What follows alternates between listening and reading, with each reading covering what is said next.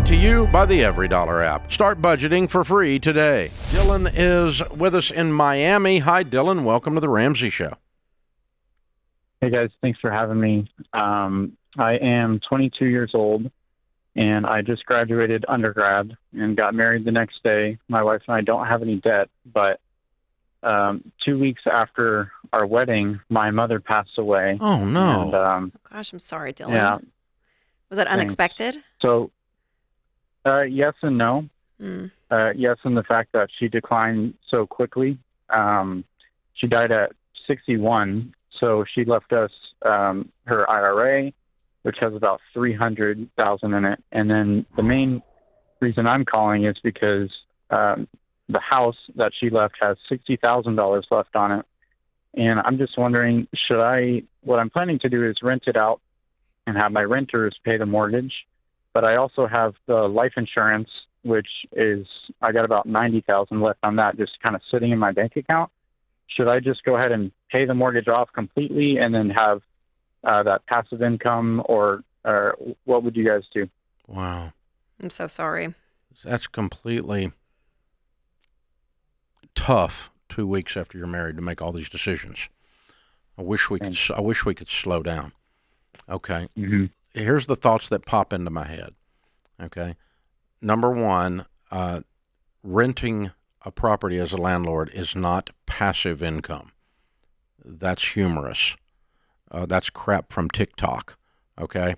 Because there's nothing passive about dealing with renters. I've got a bunch of them. I have been. Well, one. I am planning to hire a property. Doesn't matter. Company. It's not passive.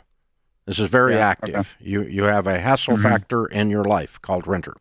Okay, it's just part of it. And they'll be renting your mom's home too. And they're going to be in the home you probably grew up in, right? Right. Yeah. That's weird emotionally. It's hard. Okay, so that's number one thing. So can this be done? Yes, it can be done. You're 22. You're brand new married. In my opinion, the last thing you need is the hassle of a rental property. But if you're going to keep this and give that a try, you should pay it off. Okay? Okay. And because that will lower the hassle. You won't have a payment anyway. And so take the insurance money out of the checking account and pay the mortgage off. I normally wouldn't like to make that decision on that property that quickly, but I will tell you, like the home Rachel grew up in is now in my rental portfolio. We kept it. It is weird. I haven't lived in that house in 20 years. It is weird to go over to that house with other people's crap in it, still, emotionally. And I landlord a bunch of property, and I grew up in the real estate business, so I've got a huge advantage over you. And I'm old. I've done this a lot, okay? You're 22. This is your first property. I'm warning you that the first time that they screw around with the house you grew up in, they being the tenant, it's going to be emotional for you. Just be ready for that, okay? It's never going to be the same. It's never going to smell the same in there, okay? And so all of that. Now, so if you want to get a professional property manager, that's great. Are you local, Dylan, where the house is? Yeah. Are you guys close? I'm not. I'm in Miami. The house is in Central Florida. That's not too bad. I don't like long distance landlording either. So I'm going to tell you that it with all the emotions, if we had a little bit of time to digest all of this, I might just sell it. But that's even a harsher thing than letting a renter be in it. So it's not an automatic thing that at 22 years old, 2 weeks after you're married, you ought to be a landlord. That's not an automatic thing. Okay? So it's an automatic thing you probably shouldn't do, actually, just in terms of quality of life for you. But it's thrown in your lap, and here we are. So if you want to try it, just be forewarned that it's not passive. You're going to have some emotions around other people and smells being in your house. No pets.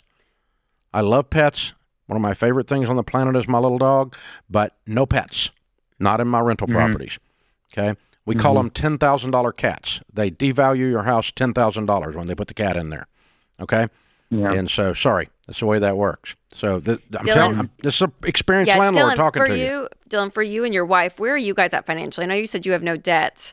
You obviously have this $300,000 IRA from your mom. Do you and your wife, do y'all rent? Do you own a home? Where are you guys at?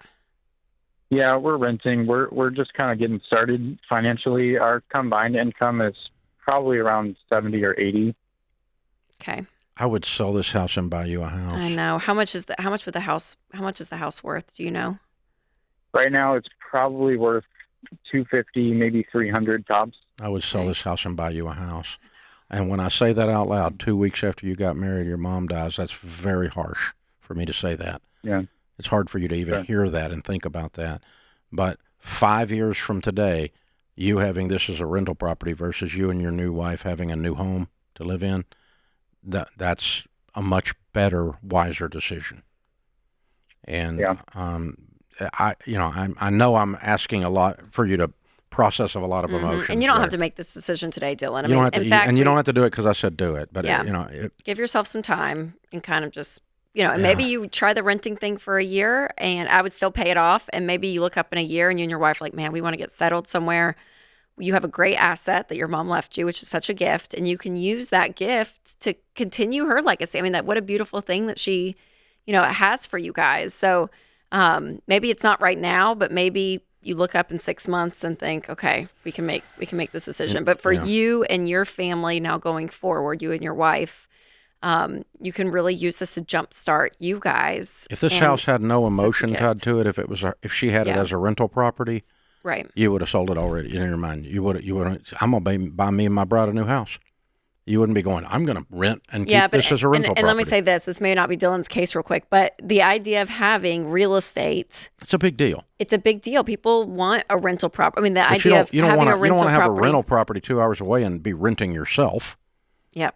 No, I agree. But I'm just saying, I know Dylan, if I can get into a 22-year-old's head, what the kind of content that's out there and what people are saying about for sure. personal finance. TikTok will tell you got to have a rental house. Yeah, but it's a very appealing thing, right? To have this quote unquote active income, not passive. But so there's I get where you're at, Dylan, but I think what you have to realize is when you set you and your wife up really well, then in 10 years you could get into this if you want. All the rentals you want. Yeah. Yeah, and you'll be a millionaire. Yeah, and you'll have a paid-for home for you and your new bride. The impact on your marriage is positive. The impact on your health is positive. The impact on your finances is positive. I'm sorry. Sorry you're having to make these decisions. But that's what I would do if I woke up in your shoes, sir. This is The Ramsey Show.